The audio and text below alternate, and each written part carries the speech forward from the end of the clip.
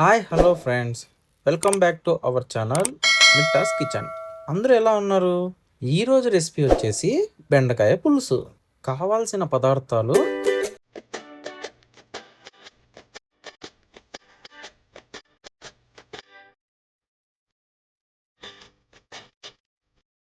ఇప్పుడైతే మనము బెండకాయలను అయితే వేయించుకుందాము.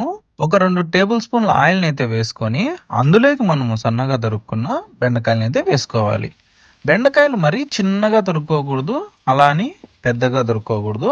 మనం చూపించిన విధంగా ఇలా మీడియం సైజులో అయితే తరుక్కోండి. మన ఛానల్ని మీరు మొదటిసారి చూస్తున్నట్లయితే సబ్స్క్రైబ్ చేసుకోవడం మాత్రం మర్చిపోకండి.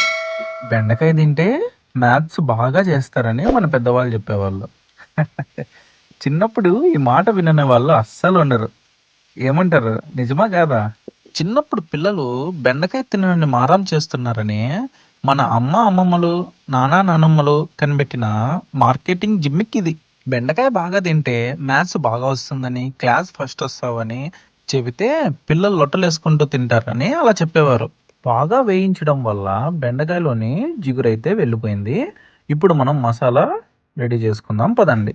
మిక్సీ జార్లోకి వేయించిన శనగింజలు, ఎర్రగడ్డ, తెల్లగడ్డ, పచ్చిమిర్చి, కొత్తిమీరని అయితే వేసి మిక్సీ పట్టుకునేద్దాము.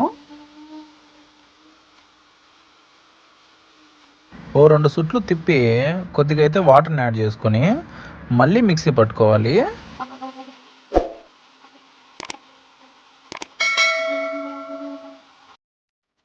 ఇప్పుడు మనము కారం పొడి, ధనియాల పొడి, పసుపుని అయితే వేసుకొని మళ్ళీ మిక్సీ పట్టుకోవాలి. కొద్దిగా అయితే వాటర్ వేసుకొని బాగా మెత్తగా మిక్సీ పట్టండి.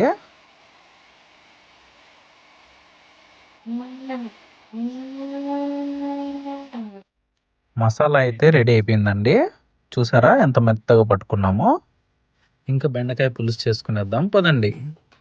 కొద్దిగా ఆయిల్ వేసుకొని అందులో జీలకర్ర, ఆవాలని అయితే వేసుకుందాము. కరివేపాకు, ఎర్రగడ్డను కూడా వేసుకొని బాగా అయితే వేయించుకుందాము. ఎర్రగడ్డ పచ్చివాసన పోయేంత దాకా వేయించుకున్నాక మనం మసాలాను అయితే వేసుకునేద్దాము. మనం వేసుకున్న మసాలా పచ్చివాసన వెళ్ళేంత వరకు మనం వేయించుకోవాలి. కొద్దిగా అయితే వాటర్ వేసుకొని కొంచెంసేపు మనము ఉడకనిద్దాము. ఇలా కలుపుకుంటూ అడుగు అంటుకోకుండా చూసుకోవాలి. ఈలోపు మనము టమోటాని అయితే మిక్సీ వేసుకొని పెట్టుకుందాము.